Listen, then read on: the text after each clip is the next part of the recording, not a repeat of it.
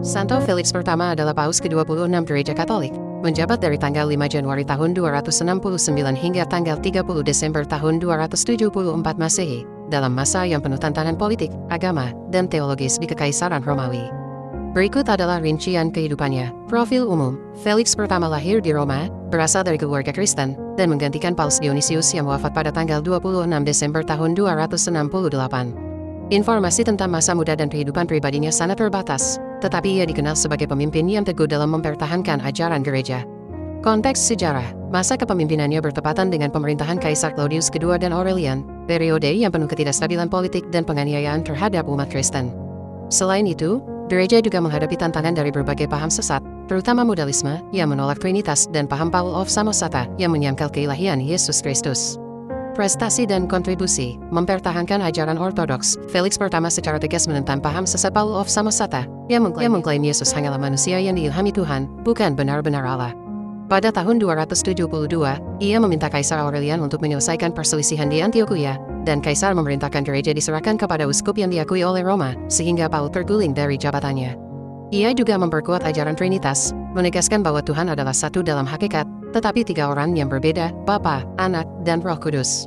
Kontribusi liturgis: Felix pertama dipercaya sebagai paus pertama yang menyetujui praktik menyelenggarakan misa di atas makam martir, untuk menghormati pengorbanan mereka dan memperkuat hubungan antara yang hidup dan orang kudus. Meskipun beberapa sejarawan berpendapat bahwa praktik ini sudah ada sebelumnya, ia memformaliskannya dan mendorong pembangunan gereja di lokasi makam martir. Memperkuat gereja, ia aktif dalam menyebarkan iman dan melindungi umat Kristen selama penganiayaan, bahkan bersembunyi di katakumba bersama umat ketika perlu. Kematian dan kekudusan: Felix pertama wafat pada tanggal 30 Desember tahun 274 di Roma. Ada perdebatan tentang penyebab kematiannya, beberapa sumber menyatakan penganiayaan Aurelian, tetapi penelitian modern menunjukkan ia wafat karena alasan alami, dan kesalahpahaman terjadi karena ada orang lain bernama Felix yang juga martir pada masa yang sama. Mayatnya dimakamkan di katakumba Santo Calixtus di Via Appia, tempat banyak paus awal juga dimakamkan.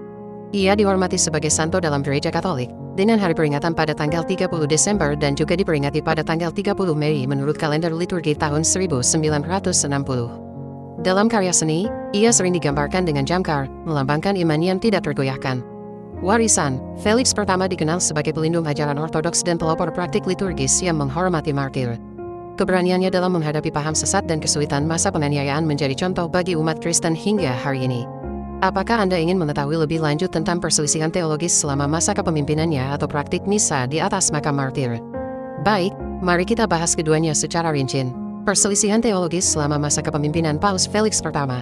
Masa jabatan Felix pertama 269–274 Masehi penuh dengan konflik doktrinal yang mengancam kesatuan gereja, terutama terkait Trinitas dan keilahian Yesus Kristus. Dua paham sesat utama yang dihadapi adalah modalisme, Sabellianisme, diumumkan oleh Sabellio. Paham ini menyatakan bahwa Tuhan Bapa, Anak, dan Roh Kudus bukanlah tiga orang yang berbeda, melainkan tiga manifestasi berturut-turut dari satu hakikat Tuhan.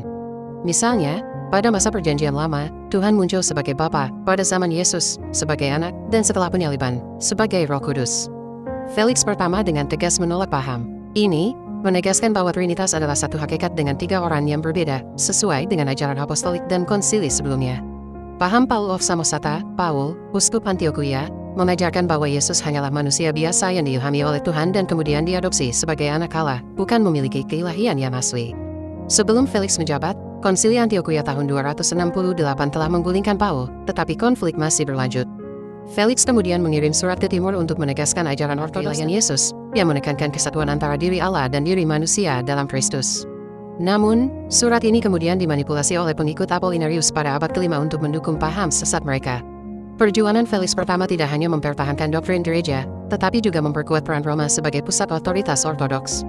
Praktik misa di atas makam martir: Felix pertama juga dikenal sebagai paus yang memformaliskan praktik menyelenggarakan misa di atas makam martir, Missa ad Corpus.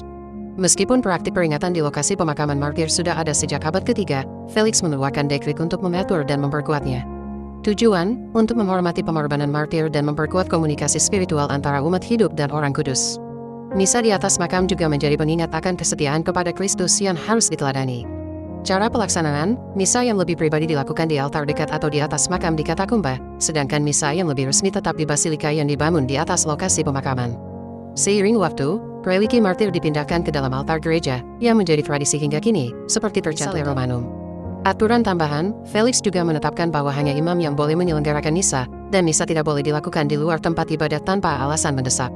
Ia juga mengatur bahwa gereja yang keabsahannya diragukan dapat dikonstruksikan kembali. Apakah Anda ingin mengetahui lebih dalam tentang bagaimana konflik teologis ini memengaruhi perkembangan doktrin gereja selanjutnya? Baik, mari kita bahas bagaimana konflik teologis selama masa Felix pertama memengaruhi perkembangan doktrin gereja selanjutnya. Dampak konflik modalisme, Sabellianisme. Pertentangan Felix pertama terhadap modalisme memperkuat landasan ajaran Trinitas yang akan lebih jelas diatur dalam konsili besar selanjutnya. Pada konsili Nicea tahun 325 dan konsili Konstantinopel tahun 381, gereja secara resmi menetapkan bahwa Tuhan adalah satu hakikat ausia dengan 3 orang hipostasis Bapa, Anak, dan Roh Kudus, tanpa ada urutan atau perbedaan derajat. Kekuatan Felix dalam menolak paham yang menyamakan ketiga orang ini membantu mencegah penyimpanan yang lebih luas dan memberikan dasar bagi formulasi doktrin Trinitas yang tetap berlaku hingga. Bahkan, pada abad keempat, pemikir seperti Athanasius juga mengacu pada posisi Felix untuk memperkuat argumen melawan paham yang serupa. Dampak konflik Paul of Samosata. Perjuangan Felix pertama melawan paham Paul of Samosata, yang menyangkal keilahian Yesus, menjadi pendorong bagi pengembangan doktrin inkarnasi dan keilahian Kristus. Konsili Antioquia tahun 268 sebelum Felix menjabat, dan tindakan Felix untuk menegaskan ajaran ortodoks menjadi dasar bagi konsili Nicea, yang menetapkan bahwa Yesus sama hakikat dengan Bapa, homoousios. Selain itu, manipulasi surat Felix oleh pengikut Apollinarius di abad kelima juga memicu diskusi lebih lanjut tentang hubungan antara diri Allah dan diri manusia dalam Kristus, yang kemudian diatur dalam Konsili Kaledonia tahun 451 dengan menetapkan bahwa Kristus memiliki dua alamiah yang tidak bercampur, tidak berubah, tidak terpisahkan, dan tidak tergabung. Selain itu, tindakan Felix yang meminta Kaisar Aurelian menyelesaikan perselisihan di Antioquia juga memperkuat peran gereja Roma sebagai pusat otoritas ortodoks, yang menjadi dasar bagi klaim kepemimpinan Paus di masa. Apakah Anda ingin mengetahui lebih detail tentang bagaimana konsili Nicea secara spesifik menangani paham yang sama dengan yang dihadapi Felix pertama? Baik, mari kita bahas bagaimana konsili Nicea tahun 325 menangani paham yang sama dengan yang dihadapi Felix pertama.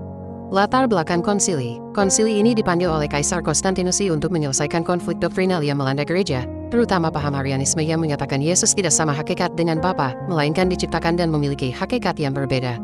Meskipun tidak sama persis dengan paham Paul of Samosata atau modalisme yang dihadapi Felix pertama, Arianisme dan paham-paham sebelumnya memiliki titik temu meragukan hubungan antara Bapa dan Anak dalam Trinitas. Penanaman terhadap paham serupa dengan Paul of Samosata. Paul of Samosata mengajarkan bahwa Yesus hanyalah manusia yang diilhami Tuhan, bukan memiliki keilahian asli. Di Nicea, konsili secara tegas menolak pandangan semacam ini dengan menetapkan rumusan doktrin, homoousios, sama hakikat dengan Bapa. Rumusan ini menegaskan bahwa Yesus adalah Allah yang abadi, tidak diciptakan, dan memiliki hakikat dengan Bapa, menutup ruang bagi paham yang menyamakan Kristus dengan manusia biasa atau menjadikannya sebagai makhluk yang lebih tinggi. Posisi Felix pertama yang menegaskan keilahian Kristus menjadi dasar bagi argumen ortodoks di konsili ini. Penanaman terhadap paham serupa dengan modalisme, Sabellianisme. Modalisme menyatakan bahwa Tuhan Bapa, Anak, dan Roh Kudus adalah 3 manifestasi berturut-turut dari satu hakikat, bukan 3 orang yang berbeda. Konsili Nicea tidak hanya menegaskan kesatuan hakikat Tuhan, tetapi juga mulai membangun dasar untuk membedakan ketiga orang dalam Trinitas. Meskipun pembedaan yang jelas tentang hipostasis orang baru disempurnakan di Konsili Konstantinopel tahun 381, rumusan Nicea telah mencegah penyimpanan yang menyamakan ketiga orang Tuhan. Selaras dengan upaya Felix pertama melawan modalisme, Konsili Nicea menghasilkan rumusan Nicea, yang menjadi dasar doktrin Trinitas dan keilahian Kristus hingga hari ini.